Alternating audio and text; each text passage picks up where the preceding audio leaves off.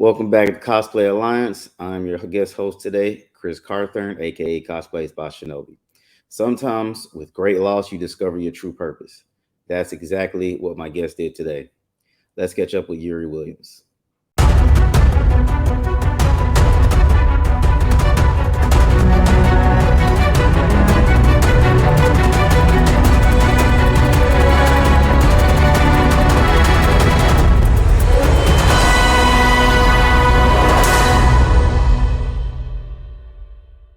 Welcome to Cosplay Alliance. I'm Chris Carthern, aka Cosplays by Shinobi, and I'm here with Yuri Williams. He is the owner of a future superhero and friends, and we're going to talk about all the good work he's doing in the community. How you doing, Yuri? I'm good. I'm good. How are you? Doing pretty good. It's a Good. beautiful day, beautiful morning. Good. Good morning. So let's talk about so cosplay. Were you always into cosplay, or is this something that was created out of your nonprofit? Um, I always liked it, but I never got into it until situation happened with my mother passing, and after that, man, I just fell in love with it. I mean, I've been to the Comic Cons and stuff like that, but I never got into full suit until she passed away, and that saved my life. And how did cosplay really help you? How did it save your life? Um, I lost my mom to 8-year battle of cancer, and that was like a very hard time. 5-year depression period. I was going through it, and I went back to work finally after 3 months off of of this dealing with my mom's death. And when I returned to work, I usually call her before work, and I'm calling, ringing her phone, and it's just ringing. It goes to voicemail, and I just sat there like, damn, she's not here anymore. So I sat in the car. I never had Instagram at the time, and I, created an account. And Officer Tommy Norman was the first person to pop up. He's an officer in North Little Rock, Arkansas, that does a lot of community stuff like I do. And the second person that popped up was Hip Hop Trooper, and I love Star Wars, and fell in love with him. And I put those two people plus myself together, and I came up with the idea of visiting the houseless community, seniors, veterans, ill children, dressed up as these different superheroes. Okay, yeah, okay. I'm not familiar with the officer, but I am friends with Hip Hop Trooper. Okay. Okay, that's dope. And you go all over the country Yeah. doing Yeah. these things. You've been to 50 states twice, all Yeah. 50 states twice. Twice. Yeah. And this holiday we're gonna try to do it again for 3 times. How do you manage all that? Dude, like I said, man, this saved my life, and I use my own time from work to uplift people, and that's what my mom installed in me, and that's the type of person she was, is to uplift people.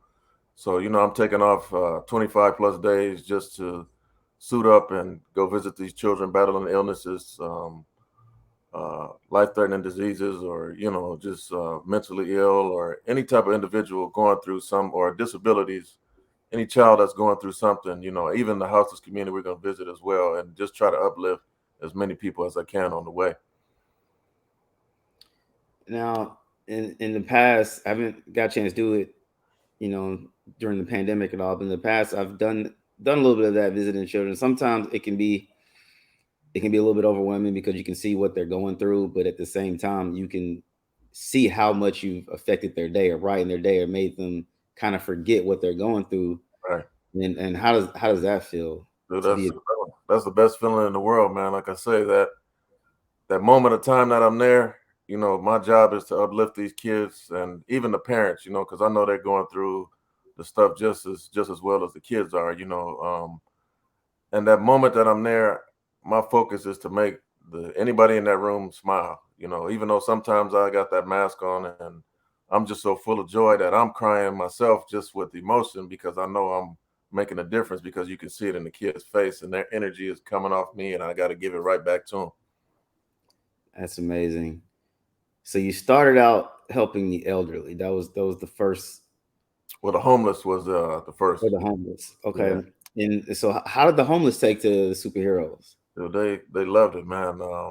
At the time, that's when I was wearing Spider-Man because growing up as a kid, Spider-Man was my favorite character hero, And my mom always told me do something different.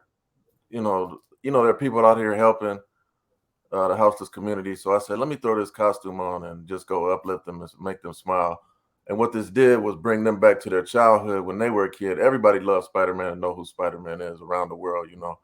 And the first time I went, they fell in love with it. The second time, they fell in love. The third time I went, and I didn't wear the costume. And they told me go back home and get the costume. Just and play and all that. But they really loved it and enjoyed it. Oh, that's great. I'm glad to hear that because I know a lot of times homeless people get a bad rap and people say a lot of bad things about them. And really, especially in America, where a lot of us are one check away from being homeless. It it, Right, it doesn't take much. It really right. doesn't. You're absolutely right. So, if I was to be interested in starting my own nonprofit, like how do you fund all this? How does this work? That's the the $1 million question, bro. Like I say 75, 80% of the funds come from me out of my paycheck every, 2 weeks. I try to do overtime as much as I can to, continue this mission because I don't receive these big grants like these big corporations get. But I have people that support me, have been supporting me since 2009 until now. And, I just do what I can. And that's what I always tell people. Go out there and find a need in your community. Don't go out there and be wasting a whole lot of money on stuff that people don't need. And that's how I would tell you to start your nonprofit is to find what the need is before you end up in debt trying to just help everybody. And that's when I first started. I almost washed my whole bank account because I was just helping and helping and helping. And I wasn't getting any help from outside to continue the mission, so I had to simmer it down and just take it day by day. And now I got it under control where I can help people when need be. And if people wanted to help, where could we do that? Yeah, you can visit my website www.afuturesuperhero.org or .com. We currently have a Patreon that runs from $3, $5, $20 up to $100. But I always tell people I want you to go to my page first and see the work that I do on Instagram and Facebook or the website before you decide to make your $3 donation because your $3 donation can really make an impact in somebody else's life. Amazing, amazing. And how long have you been doing this now? Yeah, since my mom passed in Eight, 2009 to this, years. yeah. Okay, okay, more than that. Okay, Yeah.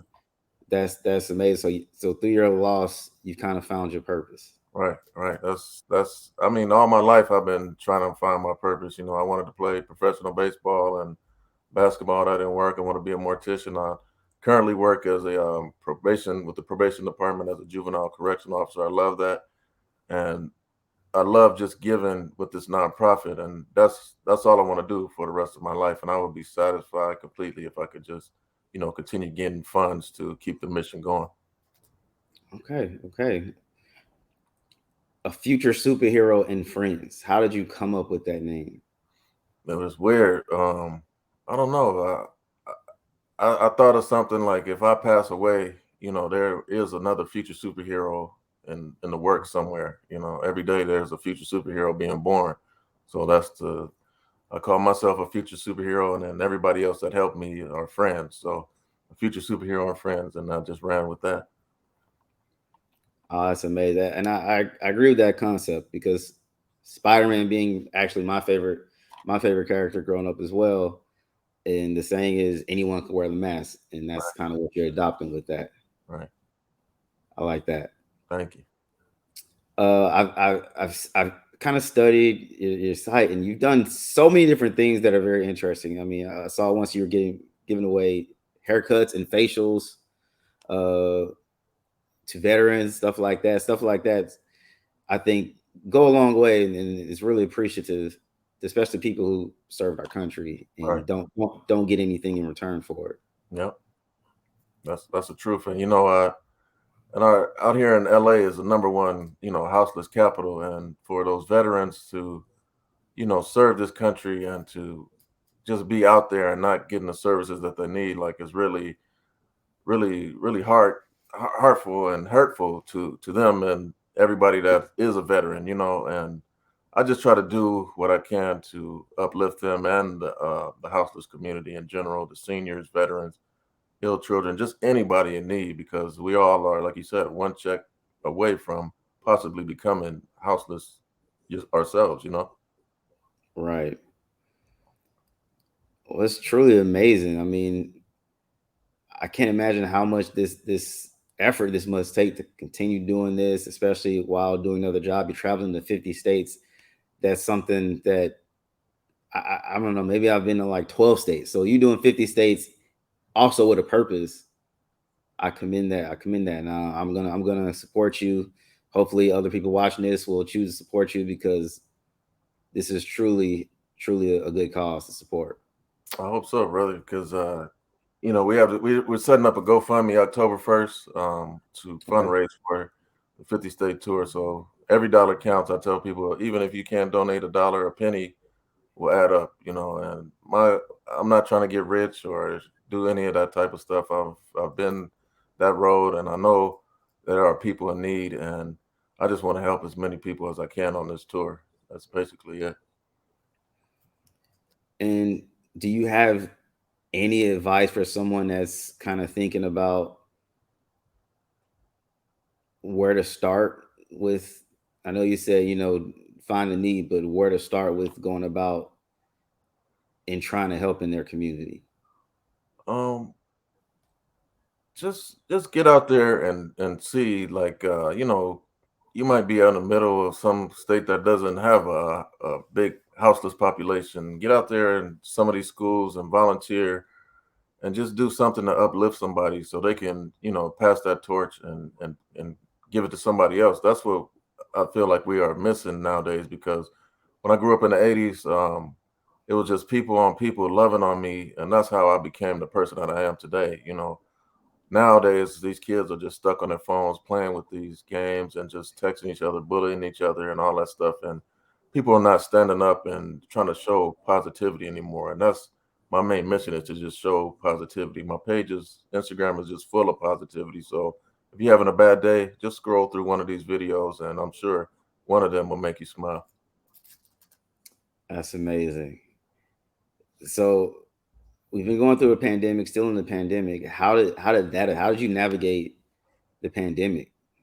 I was still out there, brother. Like, I put my life on the line for this. I'm not one of these people that when something bad happens, I'm gonna go hide in the cave. Like, that was my time to shine and show people that there are people out here that still, needed service. The houseless community I was still serving. I visited ill children. I made STEM bags. Our nonprofit did. We made art kits for these children.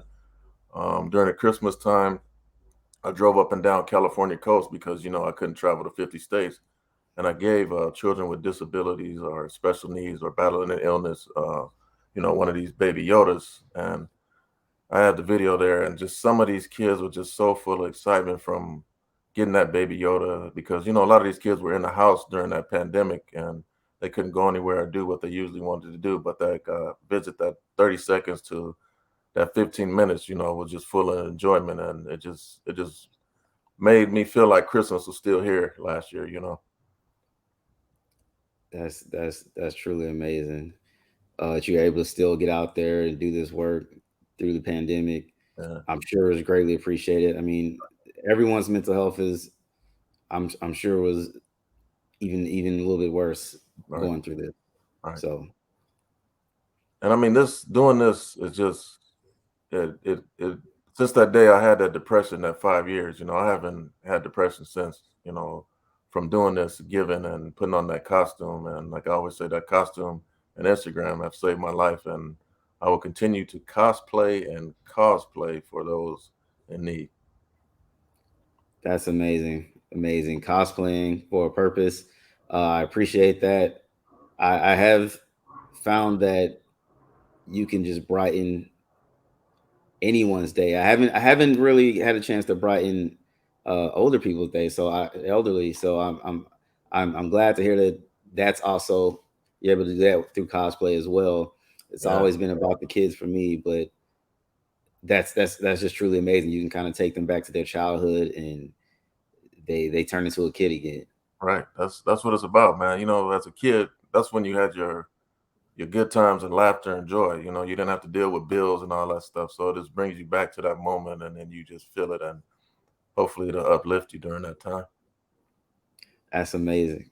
Well, I appreciate you for sitting down and talking with me, brother. Anytime. I'm going to continue support. Hopefully, we can, get some people to donate to the cause and help fund this.